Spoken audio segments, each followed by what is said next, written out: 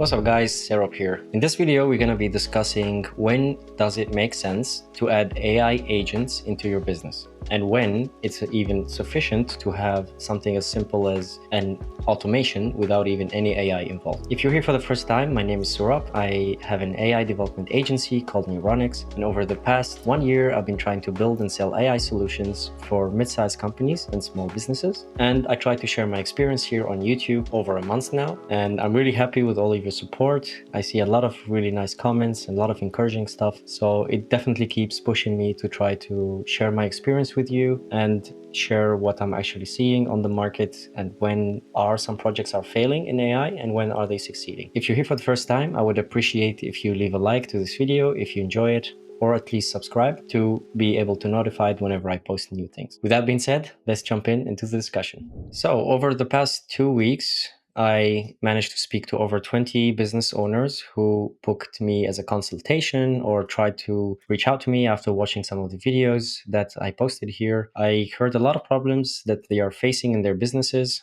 and also heard a lot of pitches about what they would like to achieve. And the thing that I like right now is people are watching YouTube videos, they are trying to educate themselves about the possibilities of AI, and they want to implement AI in their businesses, which is really exciting. And they usually tell me like, hey, this is what I imagine AI could be doing. Unfortunately, usually the expectation is way much higher than what the technology is possible to do or what it makes sense to use the AI for. And here I want to give like maybe some examples of the stuff that I've heard where I think AI agents are not even necessary, let alone AI, like the whole maybe even LLM or generation is not necessary. And you can maybe just have a simple automation that is purely static in nature. And maybe we can start with mentioning where do I think AI agents can be implemented in your business and can provide really good value. And I've been using them, for example, every day. And we can start with the first example. It's not going to come as a shock to you. The first example that AI agents are definitely helping me massively is in research. So recently I've been doing a lot of research, for example, figuring out certain compliances. Am I allowed to use certain tools in regarding to,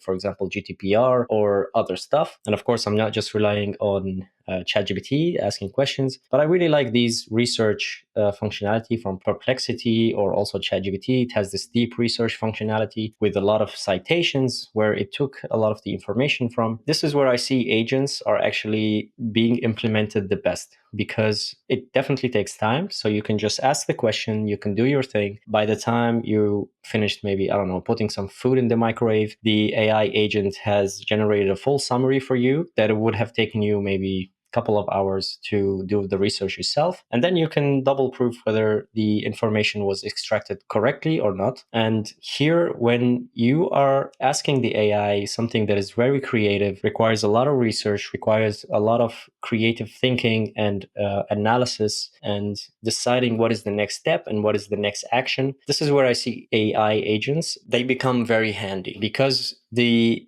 goal is not so specific. The goal is known, but the actual steps are unknown. So this is where I think it's brilliant to use AI agents, especially also if you have this in your business. Like you have very unstructured data, like a bunch of text, and you don't even know what to do with this text. And you want maybe the AI agent to decide what are the next steps. And then you have maybe different agents thinking together, trying to figure out a common goal or a common objective and figuring out these a couple of steps. An example I would maybe mention is the chatbot that I have on my website. It's basically 2 different agents. One is specialized in just calculating the price for a project, and the other one is interacting with the person, trying to figure out the requirement. And these 2 agents kind of go back and forward, trying to figure out how to price a certain project and give you this price as a final result. And this is where I see like there is no other way that you can do this. I mean, under the hood, it is a bunch of LLMs, but the LLM need to be able to call something else. And this is where like the tool calling come in hand.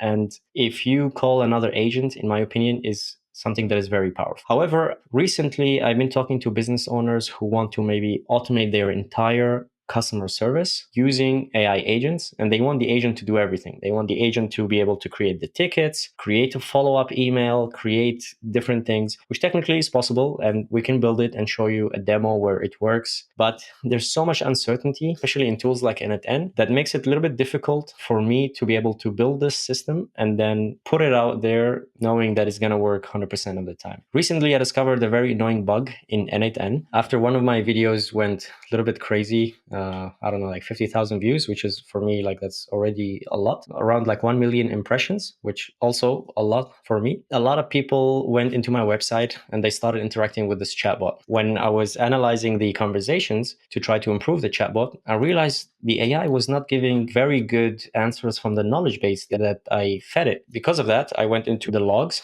and I realized that the database was not working the whole time. So there was some credentials errors that every time the AI agent tried to call this knowledge database, it received an error, but n8n never forwarded the error to me. So it was just like, oh, I wasn't able to call the tool, but I gave an answer from my own head saying like, okay, then I can answer you from my own head because our database is not reachable. And I only noticed this because I went through each logging and I noticed that yeah, if there's an error with the tool, it doesn't get popped to the surface and you don't notice this. And imagine that was only one tool. I only connected it to one tool, which is the knowledge base. Imagine now you connected it to 1,000 different tools and then maybe 20% of them don't even work. The other 20%, the AI agent is deciding for the wrong tool because you didn't put a very good description and the task is not so clear. It gets really tricky. And especially, I come from a programming area where everything is deterministic. For this input, we know what's going to happen. We know what function is going to be called. Right now, we don't know what's going to be called. So it makes it a little bit frustrating, definitely, especially if you don't get these errors surfaced and then you don't know how to fix them. So my point is, in these kind of cases, you don't need to put all the APIs and give them to your AI agent, and especially like maybe one agent calling 10 different APIs. I don't think this is a good thing because of all the problems that I mentioned. I know, especially in production, in big companies, there's a lot of evaluation that happens on different areas. You first need to evaluate, like let's say your AI agent is retrieving some information from your database. Let's say your database is your website and your Q&A or whatever. You need to test whether the AI is able to get the right information and then see from this information how well is the final output. But also, if you have different tools, you need to test how many times does the AI agent was able to call the right tool, having the right input. And all these tests, we usually do them in like custom code in Python. And in n8n, I am actually not sure how to do these kind of tests. So that's why most of the projects that you see online are basically just a demo to show you, hey, this it works. Look at it. It's calling my calendar. Oh, by the way, calling the calendar has been such a pain for me, especially when I talk to people who connected their agents to a calendar and they tell me, yeah, it works. For me, it was so annoying. It was always double booking. Like whenever I had an appointment, it was most of the cases double booking, although I ask it to check and call the tool that checks that this appointment is free. There was always like some time issues with n8n, and most of the cases it forgot to call to check for availability and it just booked the same appointment twice. And that's why I moved away from connecting it directly to my calendar. And now if somebody is trying to book an appointment with me through the website, it actually sends me an email saying, hey, this person want to book an appointment with you. Technically, I can maybe generate a custom email to send back directly, because this is what I usually do is like, hey, you were talking to my chatbot.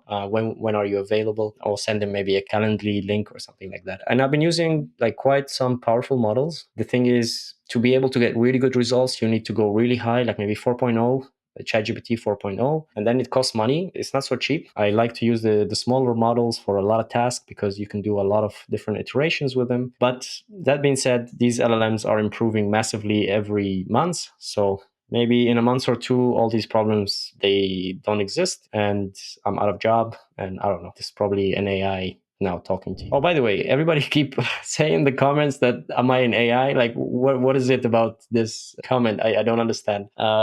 Yeah, so I don't know. I'm not an AI. I promise I'm a human. You could touch my cheek.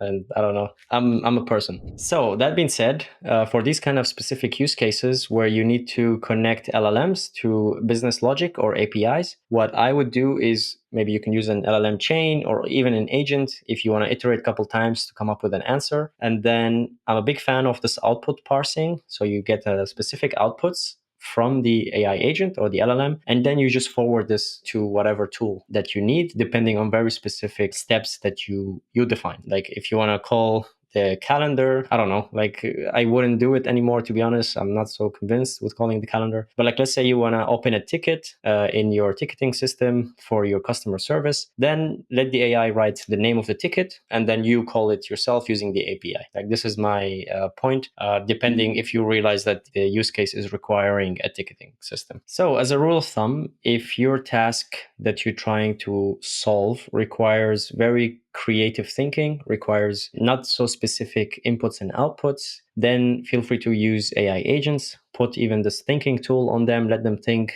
iterate on their thoughts, come up with the final answer. If your task is more, you have a very unstructured data, but you know exactly what you need from it, then maybe a LLM or like a ChatGPT is enough to extract whatever you need. Usually you just need to extract maybe some either intent or sentiment or variables or summaries. Then here just an LLM is enough. And then you just feed it to the system, whether you want to save it somewhere in a database or I don't know, whatever the application that you need. So here you don't need so many agentic and crazy stuff. If the use case is very controlled, for example, you're testing out different outreach methods and outreach messages, you don't need an AI agent to do outreach for you, especially if you're just starting out. You need to make sure the message doesn't change, so you can actually measure what is working. If every time you're generating a different message, how would you know what is working?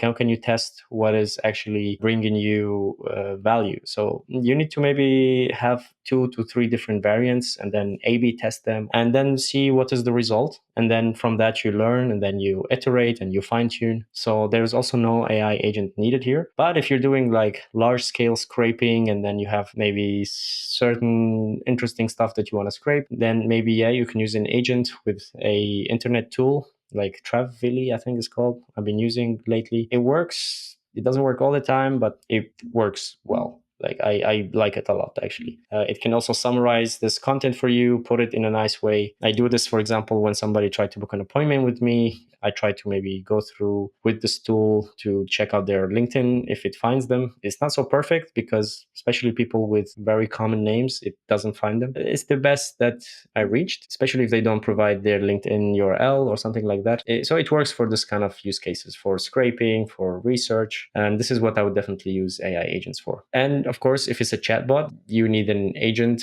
You need to be able to interact, maybe let it think a little bit. If it's been asked to provide something as difficult as maybe price estimation or stuff like that. So here, I think it makes sense to also add agents to your system. So far, I haven't seen massive agentic stuff, definitely not built with n8n. I do see like these really cool videos where you can create shorts and YouTube videos automatically using AI agents. But yeah, it's never so passive. You need to check it before you actually put it out there. For example, for my content, I never let the AI just 100% create all my content and post them. I tend to let it write me the draft. I check it, I approve it, and then it gets sent. And with this, it already saved me 95% of the time. And I'm sure that it's not putting something stupid on my LinkedIn and making me look, or at least like reduce the amount that it looks so AI generated that also people who are watching you or people who are reading your content, they're not going to connect with you anymore. So it also helps with that. So add some human back into the AI content so you can connect a little bit more with people. Don't let the AI do everything, and then it also doesn't come across as authentic. That was my experience so far. That's why I suck in LinkedIn. I'm terrible. Maybe because I create so much AI content. But yeah, at least I think I'm doing better on YouTube, so that's fine. I hope you enjoyed this video as usual. If you have any more questions or would you like to hear about different topics in the future, make sure to add them in the comments, and I would love to chat with you over there, and see you in the next video. Ciao.